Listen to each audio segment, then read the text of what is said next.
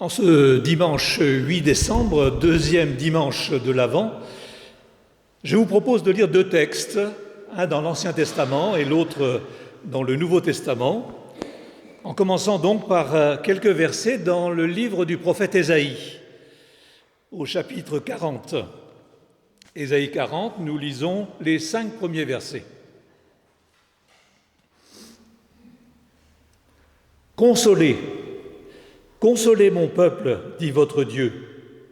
Parlez au cœur de Jérusalem et criez-lui que son combat est terminé, qu'elle est graciée de sa faute, qu'elle a reçu de la main de l'Éternel au double de tous ses péchés. Une voix crie dans le désert, ouvrez le chemin de l'Éternel, nivelez dans la steppe une route pour notre Dieu. Que toute vallée soit élevée, que toute montagne et toute colline soient abaissées, que les reliefs se changent en terrain plat et les escarpements en vallons.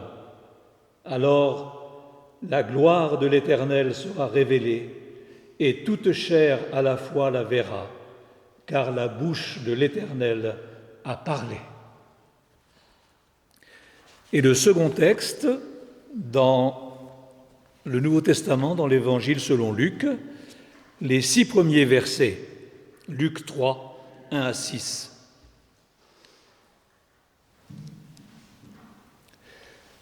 La 15e année du règne de Tibère César, alors que Ponce Pilate était gouverneur de la Judée, Hérode, tétrarque de la Galilée, son frère Philippe, tétrarque de l'Ithurée et du territoire de la Traconite, Lysanias, tétrarque de l'Abilène, et du temps des souverains sacrificateurs Anne et Caïphe, la parole de Dieu fut adressée à Jean, fils de Zacharie, dans le désert. Et il alla dans toute la région du Jourdain. Il prêchait le baptême de repentance pour le pardon des péchés, selon ce qui est écrit dans le livre des paroles du prophète Ésaïe. C'est la voix de celui qui crie dans le désert, « Préparez le chemin du Seigneur, rendez droits ses sentiers. Toute vallée sera comblée, toute montagne et toute colline seront abaissées. Les passages tortueux deviendront droits, et les chemins raboteux seront nivelés, et toute chair verra le salut de Dieu. »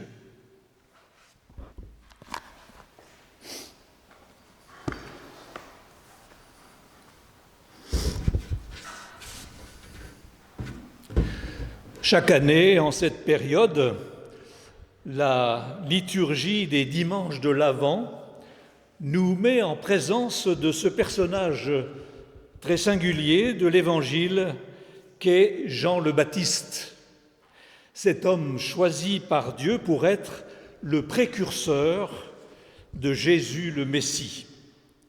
Il fallait, c'était une nécessité, une obligation, il fallait, selon le plan de Dieu, que Jean-Baptiste vienne courir devant le Christ, c'est le sens de précurseur, préparer le chemin du Messie Jésus. Alors nous connaissons bien ce personnage de Jean-Baptiste et en même temps nous le connaissons mal, car nous avons de la difficulté à saisir l'importance de son ministère court et bien moins décisif évidemment que celui du Christ. Pourtant, il joue un rôle important dans l'histoire du salut, lui qui est décrit par Jésus lui-même comme l'Élie qui devait venir, pour son ministère charnière dans le passage entre les deux alliances. Et Jésus dit même, cette parole extraordinaire, que parmi tous les enfants qui sont nés de femmes, aucun n'a été plus grand que Jean-Baptiste, l'hommage du Seigneur rendu à celui qui l'a précédé dans le ministère. Jean-Baptiste vient clôturer l'ancienne alliance et il vient inaugurer la nouvelle alliance en étant le messager, le héros, l'annonceur de celui qui est le cœur de cette nouvelle alliance, le Seigneur Jésus. Je crois qu'on peut résumer le but du ministère de Jean-Baptiste par la formule suivante: préparer le chemin du Seigneur. Il est venu préparer le chemin du Christ, selon la citation du chapitre 40 d'Ésaïe, que rappelle Luc dans son évangile. Alors ce matin, en ce deuxième dimanche de l'Avent, je vous propose de considérer comment Jean-Baptiste a préparé le chemin de Jésus, avant de réfléchir à la manière dont nous sommes appelés, nous aussi, à préparer le chemin du Seigneur pour nos vies, dans cette période liturgique de l'Avent, mais plus largement pour l'ensemble de nos vies, mais aussi dans la perspective de la seconde venue du Christ. Jean-Baptiste a préparé le chemin de Jésus qui venait pour expier le péché de l'humanité. Nous sommes appelés, nous, à préparer le chemin du Seigneur alors qu'il s'apprête à venir dans la gloire. Donc, tout d'abord, Jean-Baptiste exerce un ministère prophétique. Il prêche la parole de Dieu. Alors, ce qui est étonnant, c'est que lui, le fils du sacrificateur Zacharie, n'exerce pas sa fonction sacerdotale. Il est destiné à servir au temple de Jérusalem, mais il reçoit un appel spécial de Dieu pour ne pas entrer dans cette carrière ecclésiastique. À l'appel de Dieu, il exerce un ministère de la parole, un ministère de prophète. Et loin de la splendeur du temple de Jérusalem, il est appelé à prêcher dans le désert de Juda et au bord du fleuve du Jourdain. En faisant cela, Jean-Baptiste intervient comme le dernier prophète de la longue lignée des prophètes de l'Ancien Testament. Par sa vocation, il annonce la parole de Dieu à Israël, comme l'ont fait les prophètes de l'Ancienne Alliance. Et son message peut se résumer en un seul mot, un seul impératif, souvent employé déjà par les prophètes d'Israël: repentez-vous, repentez-vous. Le mot repentance, nous le connaissons tous, même en grec, même quand nous n'avons pas appris le grec, la métanoïa signifie le changement d'état d'esprit, le changement de pensée, penser autrement. Jean invite ses auditeurs à prendre conscience de la distance qui existe entre la façon dont ils mènent leur vie et ce que Dieu demande d'eux, à reconnaître qu'ils sont à côté de la volonté de Dieu, à confesser leurs péchés pour pouvoir connaître le pardon de Dieu, ce qui les prépare de la bonne manière à accueillir le Sauveur qui vient dans la personne de Jésus, au travers de l'enseignement de Jésus et au travers de son œuvre expiatrice à la croix. Donc Jean prêche comme un prophète, mais il ne fait pas que prêcher, nous le savons.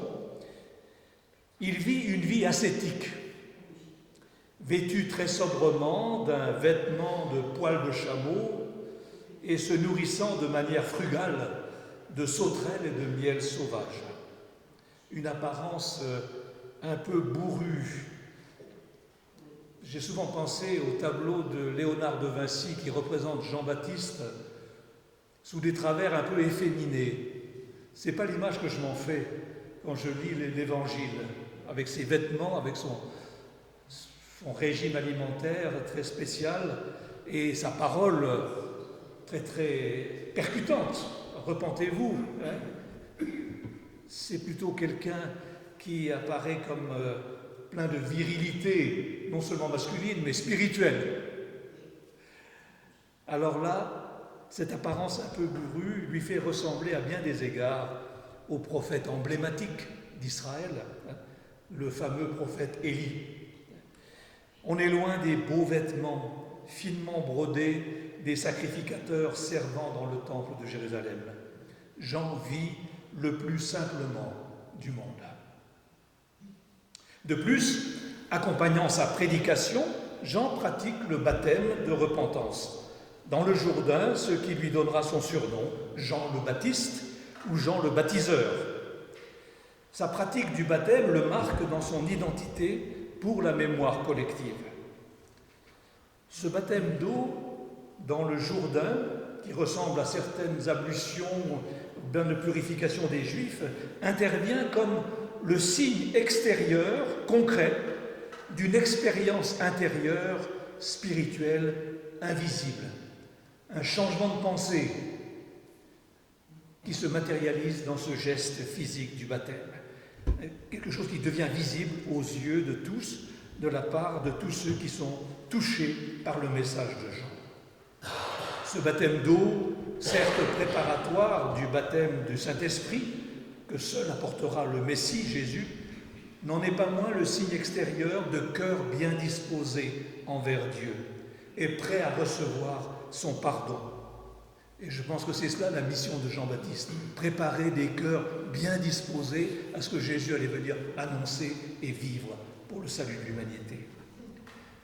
Il marque une prise de conscience, ce baptême, une prise de conscience de leurs péchés, une ouverture à la grâce de Dieu et une décision de changer dorénavant de vie. Ensuite, et ce n'est pas le moins important, loin de là, Jean-Baptiste annonce le Messie qui vient après lui. L'une des parties les plus importantes de la prédication des prophètes de l'Ancien Testament, c'était d'annoncer le Messie à venir. Jean, lui aussi, annonce le Messie alors qu'il est là. Et Jean va hésiter à le baptiser lui-même dans le Jourdain, mais il va bientôt céder le relais à celui qui est le Sauveur. Vous connaissez sans doute cette œuvre d'art qui, je crois, se trouve dans le musée de Colmar, le retable d'Issenheim. Cette œuvre d'art en 3 parties qui représente la scène de la crucifixion, en particulier de Jésus. Et dans ce tableau, l'artiste gratifie Jean d'un index démesuré. Le mien, il est tout petit, hein. Mais dans le tableau, l'index de Jean-Baptiste est sans commune mesure avec ce qui est naturel. Et cet index démesuré pointant sans ambiguïté le Messie Jésus. Jean est ainsi l'index désignant celui qui est le sauveur du monde. Et la grandeur de Jean-Baptiste apparaît dans le fait qu'il ne se prêche pas lui-même. Il dit ouvertement que lui n'est pas le Messie, mais que celui-ci vient après lui et qu'il n'est pas digne de délier la courroie de ses sandales. Jean n'est pas le libérateur, et il le dit ouvertement, mais il est la voix qui annonce le libérateur et qui annonce la libération. Quel désintéressement de sa part, quelle humilité! Jean se veut uniquement le serviteur de Dieu et celui qui ouvre la voie au Sauveur. Il n'a pas d'autre prétention. Enfin, et je le signale alors que nous n'avons pas lu le texte, mais nous connaissons l'histoire, Jean-Baptiste s'engage totalement et fait preuve d'un courage qui lui coûtera le martyre. Il prend des risques en dénonçant le péché d'Hérode Antipas, qui vivait avec la femme de son frère, inceste condamné par la loi. Poussé à la fois par l'exigence de son ministère, venant de Dieu, et par l'exigence de la vérité et le respect de la loi du Seigneur, Jean-Baptiste se met en danger, en pleine conscience des conséquences de sa dénonciation et dans la totale liberté de celui qui se fonde sur la parole de Dieu. Avec assurance, il défend la vérité. Cette défense de la vérité le conduira en prison, nous le savons, et encore plus au martyre, puisqu'il mourra décapité dans des conditions particulièrement sordides, décapité dans sa prison. Voilà le rappel brièvement esquissé de quelques éléments qui nous montrent comment Jean-Baptiste a préparé le chemin de Jésus par son ministère à l'appel de Dieu. Alors, de quelle manière la figure de Jean-Baptiste peut-elle nous inspirer, alors que nous nous sentons certainement très loin de ce personnage hors norme, dans l'impératif qui demeure pour nous chrétiens et pour l'Église de préparer le chemin du Seigneur. Beaucoup de choses, en fait, nous rapprochent de Jean-Baptiste. La première, et je commencerai par là, c'est la foi et l'humilité.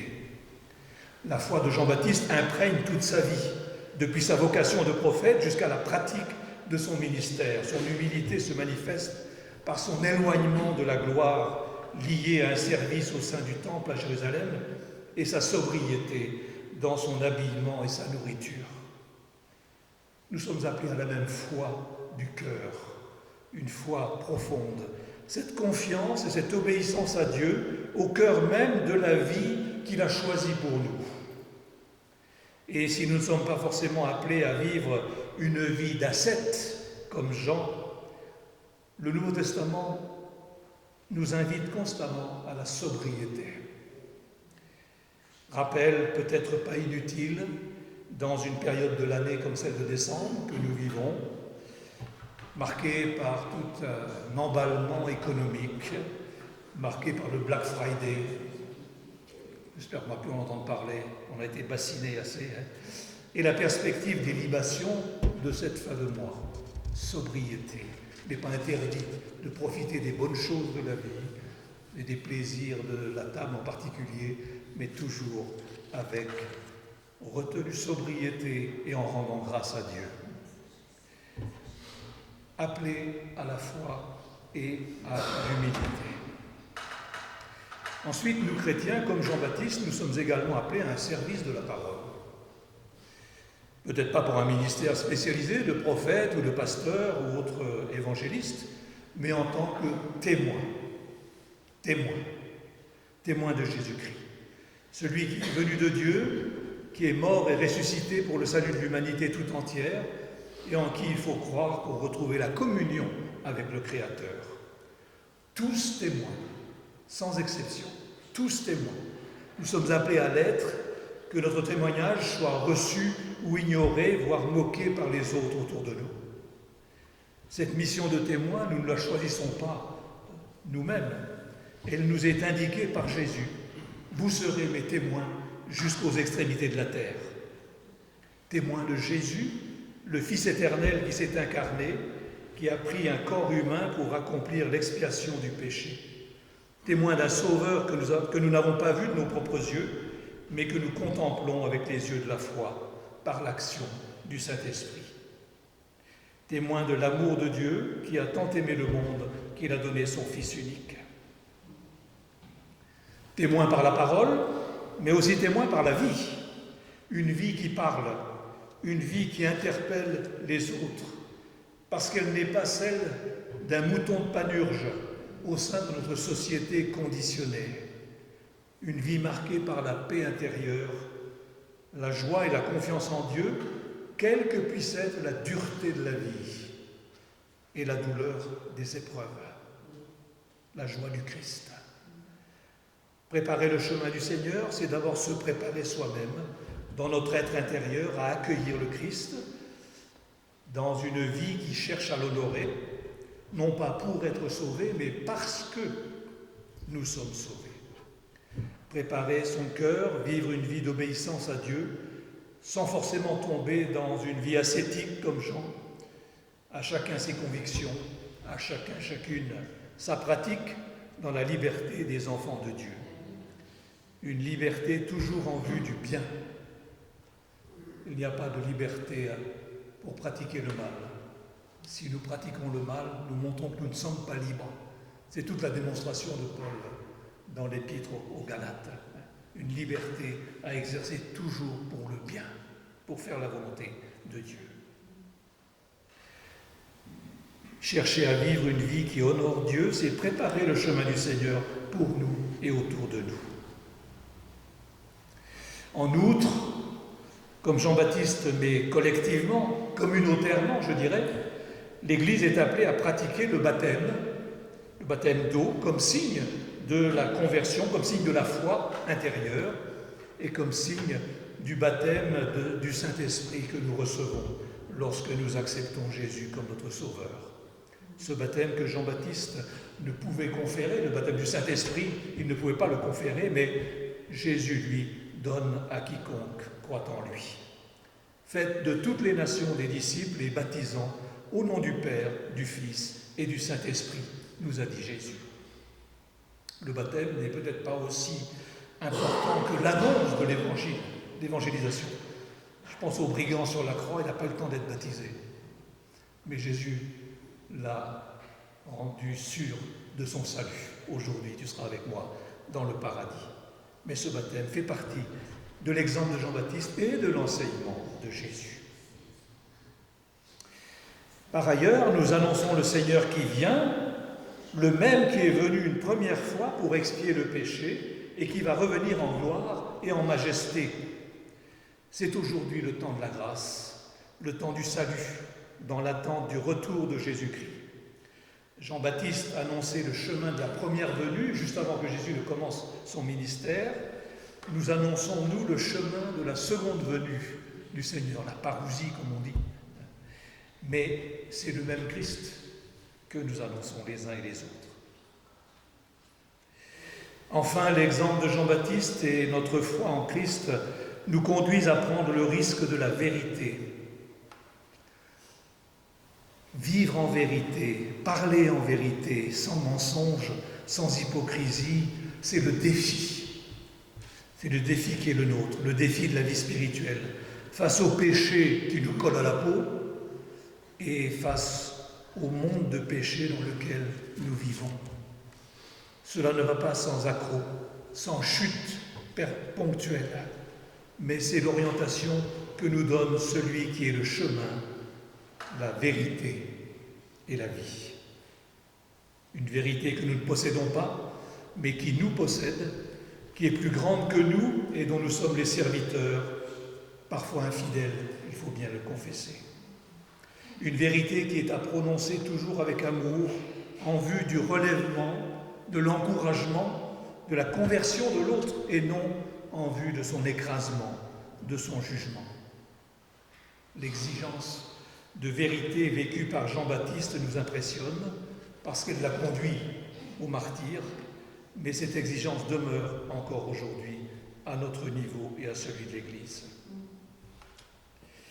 En conclusion, ce temps de l'Avent nous prépare à accueillir le Seigneur dans un esprit de repentance, nous souvenant que nous, chrétiens, nous restons des pécheurs.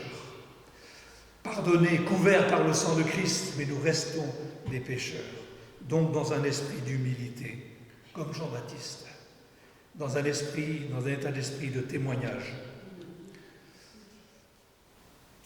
Nous ne pensions pas, il y a quelques décennies, je parle pour les plus anciens d'entre nous, qu'il deviendrait nécessaire, dans notre pays de France, de rappeler le sens de Noël. Aujourd'hui, déjà dire à quoi correspond Noël, c'est être témoin. Alors que le monde veut de plus en plus effacer ce mot de Noël et ce rapport à la naissance du Christ, l'Église est appelée à maintenir cet aspect essentiel de notre confession de foi. Dieu s'est incarné en Jésus. Alors peu importe que nous le fêtions en décembre, alors que Jésus n'est peut-être pas né au mois de décembre, l'important c'est de rappeler l'incarnation. Un Dieu qui vient vers nous, qui prend notre condition dans tous les aspects, sauf le péché. Et c'est ce que nous sommes appelés à rappeler autour de nous dans ce temps de Noël. Être témoin, c'est ça, simplement témoin du Christ pour l'incarnation. Et au-delà, après, à Pâques, il faut rappeler le sens de Pâques. Il y a toute une pédagogie à utiliser dans notre pays même, qui fut un temps bien christianisé et qui s'en est éloigné, peut-être, mais à qui il faut rappeler ce contenu de la parole, de la révélation, tout ce que Dieu a fait pour nous en Jésus. Dire ce qu'est Noël pour nous. Dire l'origine de cette célébration malgré les colibés toujours plus importants autour de nous. Le faire dans un état d'esprit d'espérance et de patience. Le Seigneur vient bientôt. Dans un esprit d'amour, Noël qui vient, c'est la fête de l'amour de Dieu, donnant son Fils à l'humanité comme sauveur. Donc, puisse l'exemple de Jean-Baptiste nous inspirer ce matin, afin que nous puissions dire comme lui, au sujet de la présence de Jésus dans notre vie, cette parole essentielle. Jean-Baptiste disait, il faut qu'il croisse, qu'il grandisse, et que moi, je diminue. Finalement, dans cette parole de Jean-Baptiste, c'est tout le programme de la vie chrétienne, tout le chemin de la sanctification qui nous est indiqué et qui nous invite à suivre. Que Dieu nous soit en aide par la force de son esprit pour vivre ce chemin et préparer le chemin de notre Seigneur. Amen.